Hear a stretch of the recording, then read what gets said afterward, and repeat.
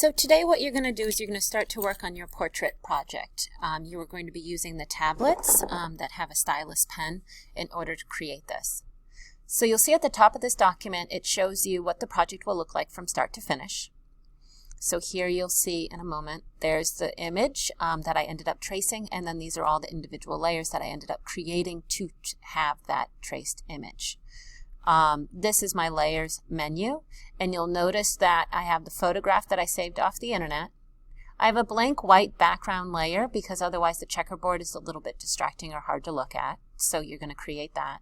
And then the other thing that's really important is you have that top outline layer, and the reason why you want it on the top is because it covers up what kind of looks like messy, colorful layers. So you'll see here the skin looks weird without that outline layer.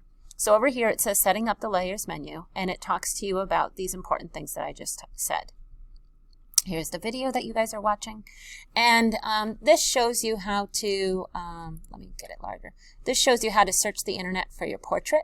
So you're going to open up Google Chrome in a moment, and you're going to search for a portrait for this project. It needs to be a school appropriate portrait. The person that you are choosing should be somebody that is a positive influence, kind, things like that.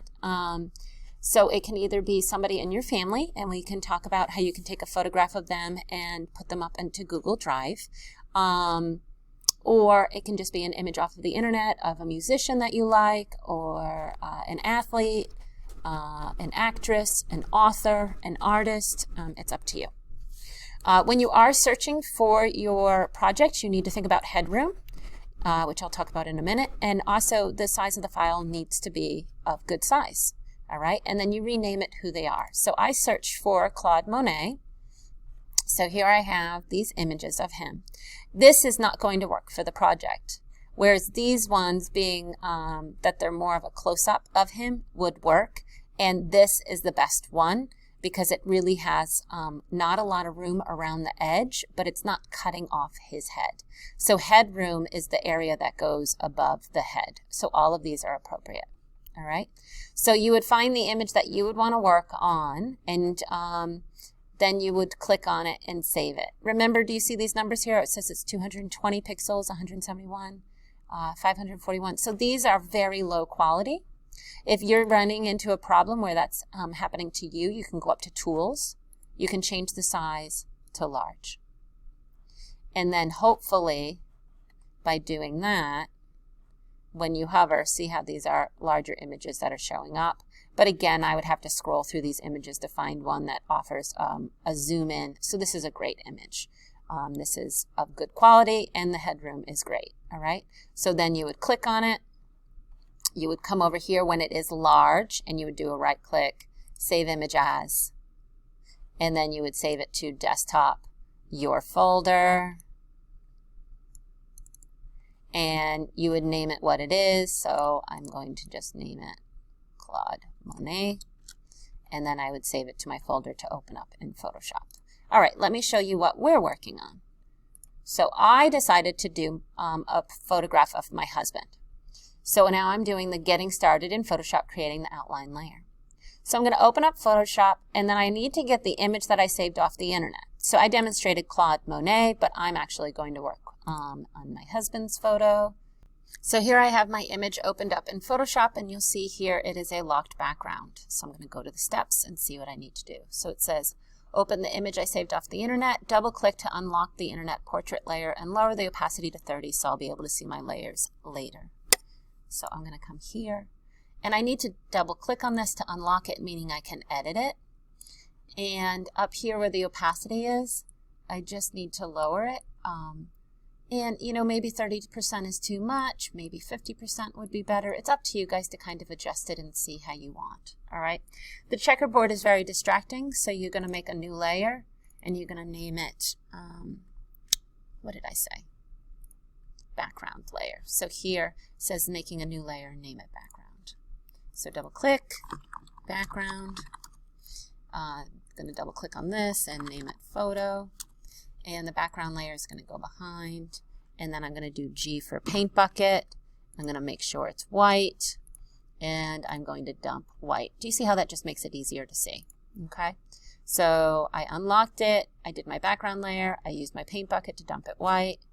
Now I need to do another layer, new layer, and name it outline.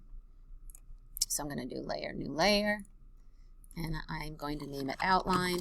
And this layer needs to be on the top, all right?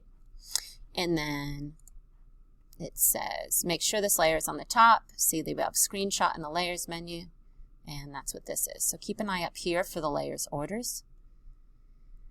And then it says, go to the brush tool B, color picker. I'm going to use black, but if another color is going to work better for the image that you chose, then obviously you should be doing that. And you can adjust your tool options. I would use a hard edge, but you can lower the opacity to kind of give it more of like a sketchy look, which I'll show in a second. And obviously you need to be working on your outline layer. You guys are going to be using your stylus pen to create these quick sketchy lines, and this is really helpful when you want to do accurate or believable hair texture.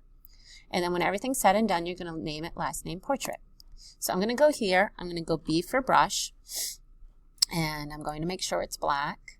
And up here, if I want, I can change my opacity to something less than. Now my tablet works on my computer to where when I press and go over, let me zoom in so you can see. When I press and go over a certain area, do you see how it does this build up? Okay, the lighter I press, the softer it is, the harder I press, the darker it is. And the reason why this is working is because I have this turned on. When I turn that off and I come down here and I draw, it's just always dark. So if yours, when you click on this, it gives you this effect, then you're great and you don't need to do this opacity setup.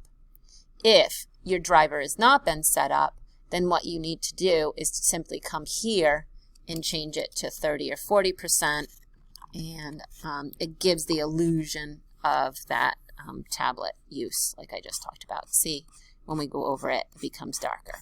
So if that's something you would like, that's what you do. You come up and you change the opacity. All right? So here I have this. So it's really important for this project that you are zooming in by doing Control+.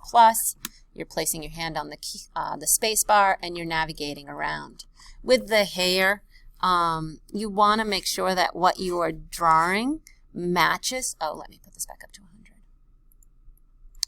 100. It matches the texture of the hair that is there. Okay, so these curls and this texture is important for me to draw instead of just going, and here's some hair. All right, when you're using, as you're navigating around, right, you use that space bar, and you know, here in my glasses, I might want a harder line, okay, whereas I might want a softer, wispier line to show off this texture. So these are decisions that you guys are going to have to make as you go. I like to every so often turn off the visibility on one of the layers in order to better see what I'm working on. So let me open up the project that I finished. So here it is done, and let me go through the layers for you. So again, I started off with this photo, right, and I lowered the opacity on it so that I could actually see through to create the outline. Let me actually put it underneath so you can see.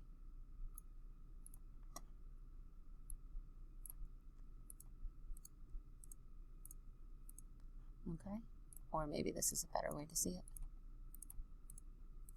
All right, so it's pretty lined up, and I did that because I took my time and I zoomed in. And then as I added those layers of color, all right, it helped it. The blue shirt I ended up doing at a very low opacity because I liked the look of this overlap. So do you see this lightness and darkness that's going on here? Let me turn off. See? Okay, so this is me doing a lower opacity, and the more I go over an area, the more it covers it up. All right? And then I colored in his face, right? It looks weird without the outline.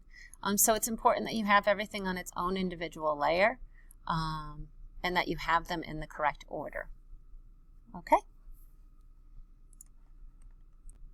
I forgot one more really important thing that I want to make sure that you guys really understand. So let me just turn off all these layers for a second. And here I have my outline layer. All right, so let me just show you the skin layer. Whoops, double click, skin. And I'm not trying to figure out what the skin color is. I turn on the photograph, I do I for eyedropper tool, and then I can click, if you keep an eye on the color picker down here, I can click and pull the color from the photograph. So in order to get my husband's skin color, I'm just using the eyedropper to get it. And now, because I have the correct skin color, I'm going to go to B for brush. I'm going to make sure the opacity is at 100, and I can use a larger brush for this, and then I can start to color in the skin. And because I am coloring it in, do you see how it is behind or lower than that opacity? I'm sorry, that outline, okay? So I can color it in quite quick if I want, and then I can go back and use the eraser to erase where I don't want it, or I can just do a better job, B brush, coloring to start and staying away from the areas that I don't want it to be, okay?